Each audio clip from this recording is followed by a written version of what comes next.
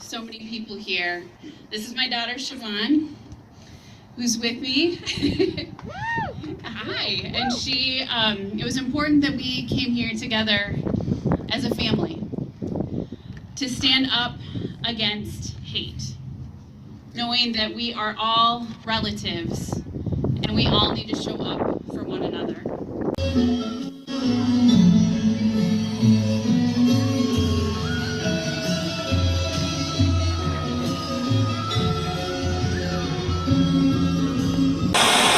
Two, three.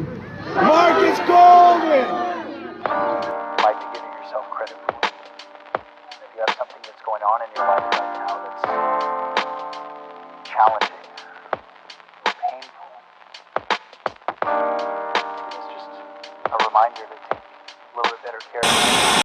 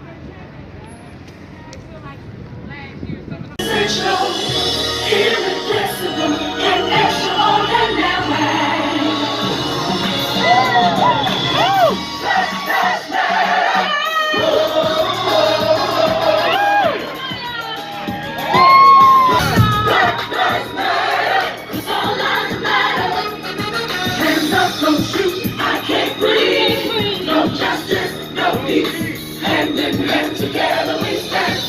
Black lives matter. We are always matter. Who are history? We matter. So we'll stop the kingdom. Police brutality.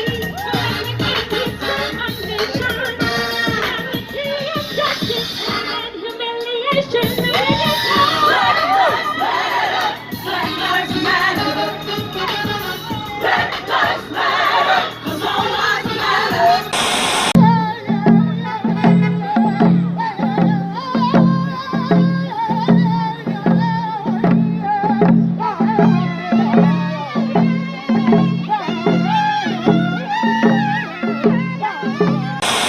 I thought about going to the back of the bus. Thought about Emmett Till, I couldn't go back. Spoke to Emmett Till. You repeat Emmett Till. Emmett Till! Rest in peace, Emmett From the Till. grave. Spoke from the grave. George Floyd. George Floyd! Speaks Speaks from the grave. from the grave. Brother Wright. Brother Wright! Because we did not have to fight the way we did to get Derek Chauvin charged. We should not have had to take arrest out at Derek Chauvin's home. Sorry. Thank you, Reverend Jackson. Thank you, Reverend Jackson. Open it up. Thank you.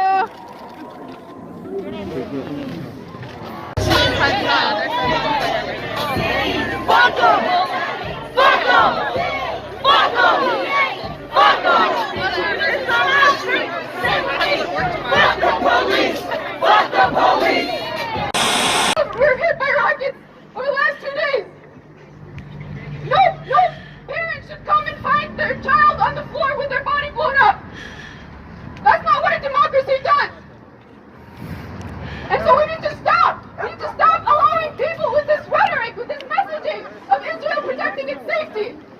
I'm so sick of the media. I'm so sick of how it's being framed. Two sides sides need to calm down. Two sides need to stop the rockets. Two sides need to become that.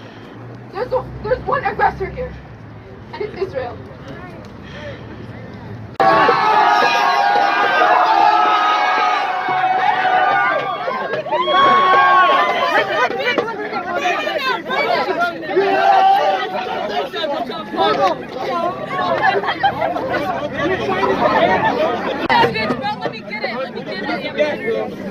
So you new life. Get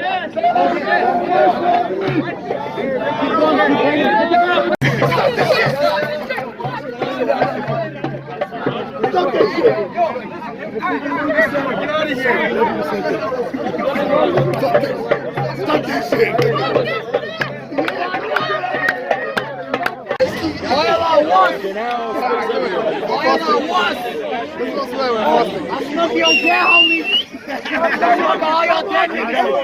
My brother, let's go. Let's go. Let's make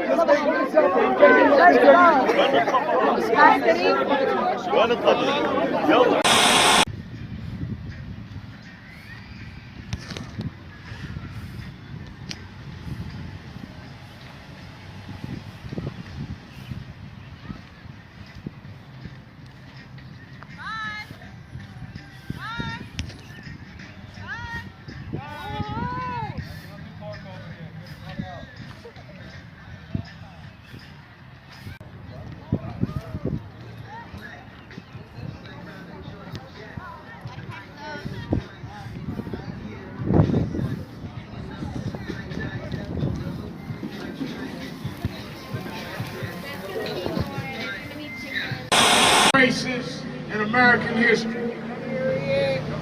What happened to George Floyd? What happened to all of these families that are gathered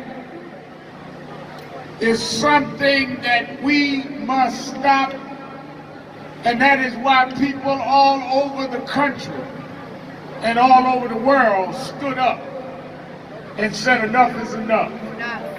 They thought that they could get away with it.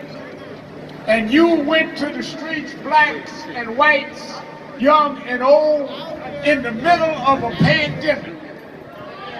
Let us not forget, when people marched all over this country, they marched risking their health because many of us were in shutdown.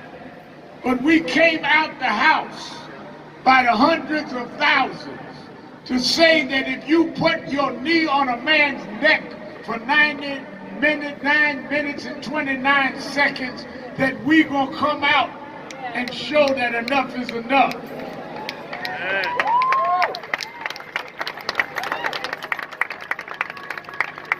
Can you imagine, a year later, the Senate is talking about going on vacation and not even giving a bill to answer what has happened.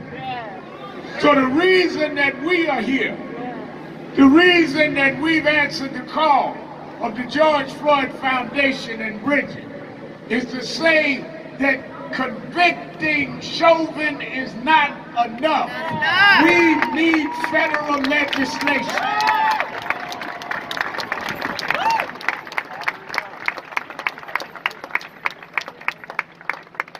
It was historic to see a white police officer for the first time be convicted for killing a black man. That is nothing to brag about. That's something that's shameful. It shouldn't have took to 2021 to see a man like Chauvin get convicted. But it will go again and again and again acquittals unless we can get federal law. Because already they're changing police laws and voting laws in states all over this country. George Floyd should not go down in history as just someone with a knee on his neck. George Floyd should go down in history that broke the necks of police racism, police brutality, and police illegality. That's how we will put George's name in history.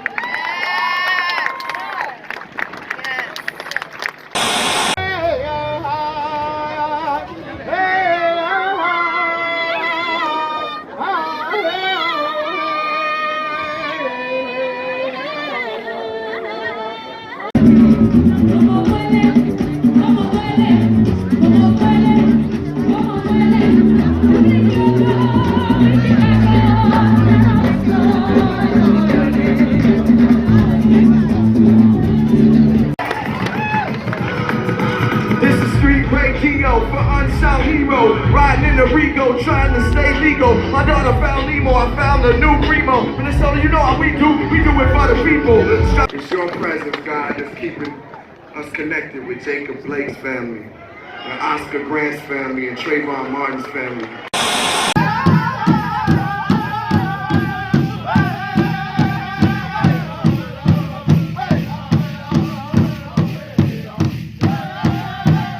Over this last year,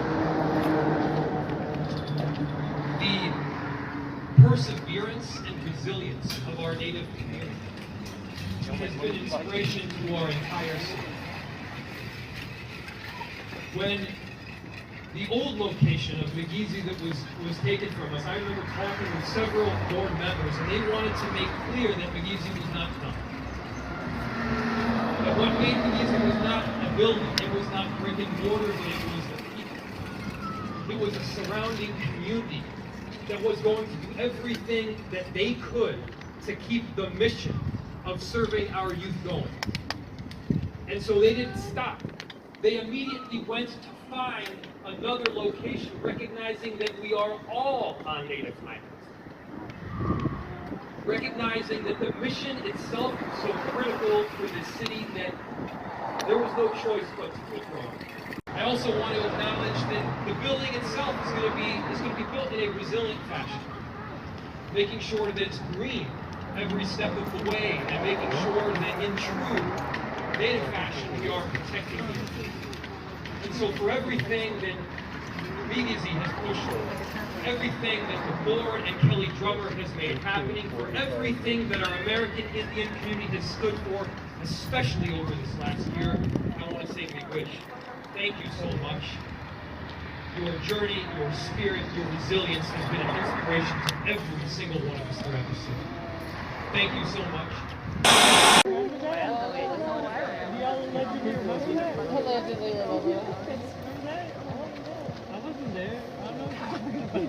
It's going in. There it is. Ooh. Here we go. Ooh. Ooh. Oh God. Oh God.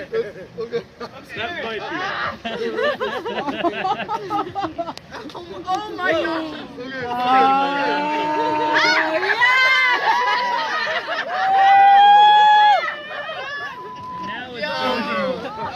Oh my gosh.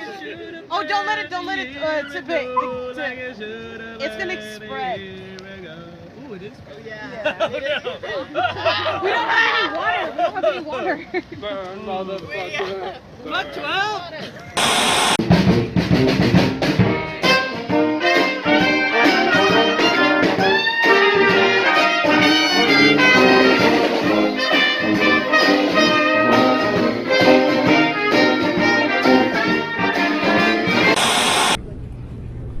But my comments are actually going to be very brief, because most of it's going to be in writing. I have a 22-page memorandum that is going to be attached to the sentencing order. And why am I doing it in writing? To emphasize the fact that determining the appropriate sentence in any case, and in this case, is a legal analysis. It's applying the rule of law to the facts of an individual and specific case. Mr. Chauvin, as to count 1, based on the verdict of the jury, finding you guilty of unintentional second-degree murder while committing a felony under Minnesota Statute 609.19 subdivision 2 paren 1, it is the judgment of the court that you now stand convicted of that offense. Pursuant to Minnesota Statute section 609.04, counts 2 and 3 will remain unadjudicated as they are lesser offenses of count 1. As sentence for count 1, the court commits you to the custody of the Commissioner of Corrections for a period of 270 months. That's 270. That is a 10-year addition to the presumptive sentence of 150 months. This is based on your abuse of a position of trust and authority, and also the particular cruelty shown to George Floyd. You are granted credit for 199 days already served. Pay the mandatory surcharge of $78 to be paid from prison wages. You're prohibited from possessing firearms, ammunition, or explosives for the remainder of your life. Provide a DNA sample as required by law. Register as a predatory offender as required by law. And then you will receive a copy of the order and also the attached memorandum explaining the court's analysis. That's 10 years. Anything further from the state? If this needs to be decided, we just ask that it be executed forthwith. That's not time. Defendant is remanded to the custody of the sheriff to be transported back to the DOC or whichever custody he is currently holding. Anything for the defense? All right, thank you. We are 270 adjourned. altogether? 270 altogether? That's only like 11 years. But they can do it on probation or house arrest if they want. 22 and a half years. You only do 1/3 of the month in Minnesota. We got 14. 14 years. 14. Time to grab. Hey, back up. Back up. You got some leeway. Back up.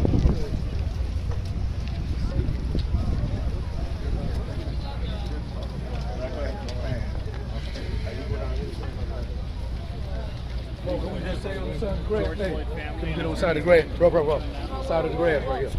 That's something you're not expecting us.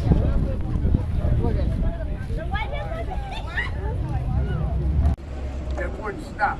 And we're not going to stop. One sentence does not solve a criminal justice problem.